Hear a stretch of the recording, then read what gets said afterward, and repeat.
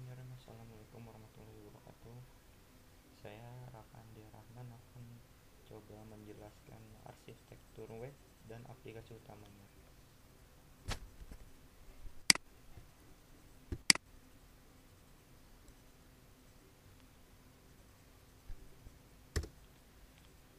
Pertama, kita harus mengenal sejarah web itu sendiri.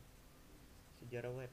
Penemu situs web Penemu situs web adalah Sir Timothy John Tim Berners-Lee. Sedangkan situs web yang tersambung dengan jaringan pertama kali muncul pada tahun 1991. Maksud dari tim ketika merancang situs web adalah untuk memudahkan tukar-menukar dan memperbarui informasi pada sesama peneliti di tempat ia bekerja pada tanggal 30 April 1993. CARN atau tempat di mana tim bekerja mengumumkan bahwa www dapat digunakan secara gratis oleh publik. Sebuah situs web bisa berupa hasil kerja dari perorangan atau individu atau menunjukkan kepemilikan dari suatu organisasi perusahaan. Biasanya pembahasan dalam sebuah situs web merujuk pada sebuah ataupun beberapa topik khusus atau kepentingan tertentu. Sebuah situs web bisa berisi pranala yang menghubungkan ke situs web lain. Demikian pula dengan situs web lainnya. Hal ini terkadang membuat perbedaan antara situs web yang dibuat oleh individu atau perseorangan dengan situs web yang dibuat oleh organisasi bisnis menjadi tidak begitu jelas. Situs web biasanya ditempatkan pada server web. Sebuah server web umumnya telah dilengkapi dengan perangkat-perangkat lunak khusus untuk menangani pengaturan nama, ranah, serta menangani layanan atas protokol HTTP yang disebut sebagai server HTTP atau dalam bahasa Inggris HTTP server, seperti Apache HTTP server atau Internet Information Server. Selanjutnya, arsitektur web dan aplikasinya. Arsitektur menurut bahasa adalah cara atau ilmu untuk membuat dan mendesain suatu karya agar karya tersebut bisa menjadi lebih bagus dan memiliki suatu nilai estetika. Sedangkan website atau situs juga dapat diartikan sebagai halaman yang menampilkan informasi data teks, data gambar diam atau gerak, data animasi, suara, video, dan atau gabungan dari semuanya, baik yang bersifat statis maupun dinamis, yang membentuk suatu rangkaian bangunan yang saling terkait di mana masing-masing dihubungkan dengan jaringan-jaringan halaman atau hyperlink. Arsitektur website merupakan pendekatan terhadap desain dan perencanaan situs yang seperti arsitektur itu sendiri, melibatkan teknis, kriteria, estetis, dan fungsional seperti dalam arsitektur tradisional. Fokusnya adalah benar pada pengguna dan kebutuhan pengguna. Untuk optimasi mesin pencari yang efektif perlu memiliki apresiasi tentang bagaimana sebuah situs web terkait dengan World Wide Web. Selanjutnya adalah bagian dari arsitektur web. 1. Hypertext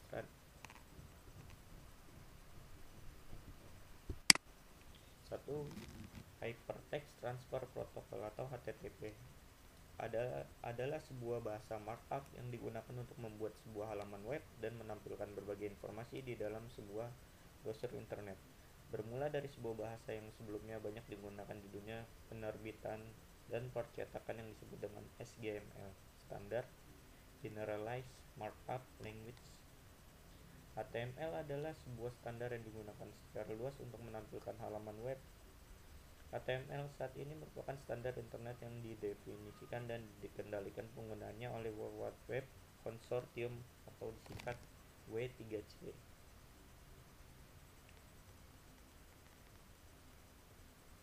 HTML berupa kode-kode teks yang menginstruksikan browser untuk menghasilkan tampilan sesuai dengan yang diinginkan. Sebuah file yang merupakan file HTML dapat dibuka dengan menggunakan browser web seperti Mozilla Firefox atau Microsoft Internet Explorer. HTML juga dapat dikenal oleh aplikasi pembuka email ataupun dari PDA dan program lain yang memiliki kemampuan browser.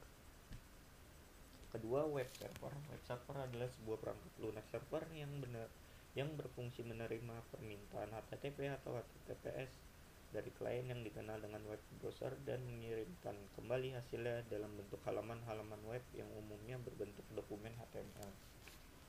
Salah satu server web yang terkenal di Linux adalah Apache. Apache merupakan server web antar platform yang dapat berjalan di beberapa platform seperti Linux dan Windows.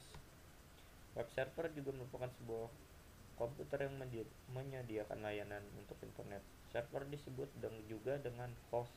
Agar Anda dapat memasukkan web yang Anda rancang ke dalam internet, maka Anda harus memiliki ruang terlebih dahulu dalam internet, dan ruangan ini disediakan oleh server. Itulah yang disebut web server. Yang ketiga, XML, Extensible Markup Language, adalah merupakan suatu bahasa markup. Markup itu sendiri yaitu bahasa yang berisikan kode-kode berupa tanda-tanda tertentu dengan aturan tertentu untuk memformat dokumen teks dengan teks sendiri agar dapat dimengerti. Perbedaan antara XML dan HTML, perlu diingat bahwa XML bukan merupakan pengganti HTML.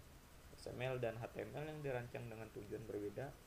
XML dirancang untuk transportasi dan menyimpan data dengan fokus pada apa data. Sedangkan HTML dirancang untuk menampilkan data dengan fokus pada bagaimana data terlihat. Selanjutnya adalah institusi pengelola internet web.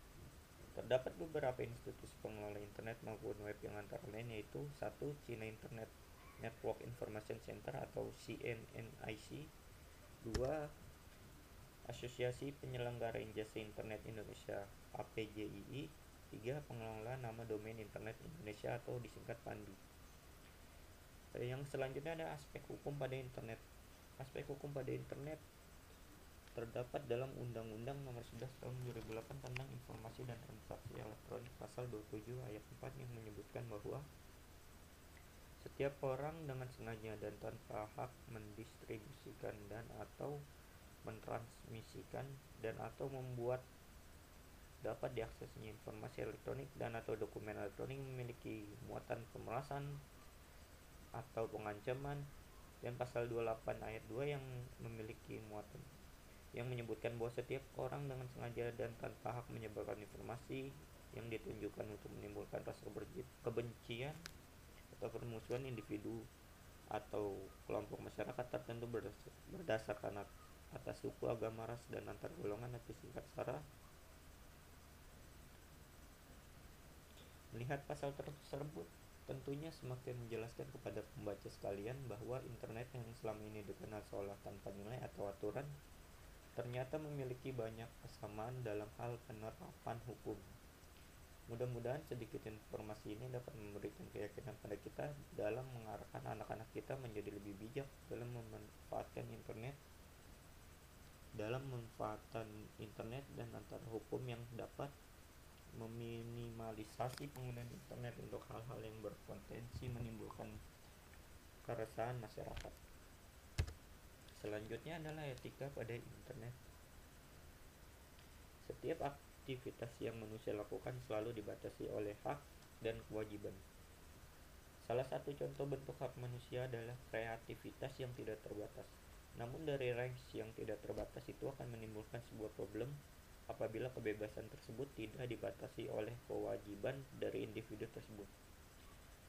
Selain kewajiban manusia dibatasi oleh peraturan, tata tertib, dan perundang-undangan, hal tersebut dilakukan dengan maksud agar manusia dapat menghormati sesama dan menghargai kesamaan hak dan kewajiban serta mengetahui batasan-batasan dari hak tersebut. Di bawah ini adalah etika-etika dalam menggunakan internet, yaitu sebagai berikut. 1. Jangan menyindir, menghina, melecehkan, atau menyerang pribadi seseorang atau pihak lain. 2. Jangan sombong, angkuh, sok tahu, sok hebat, merasa paling benar, egois, berkata kotor, dan hal-hal buruk lainnya.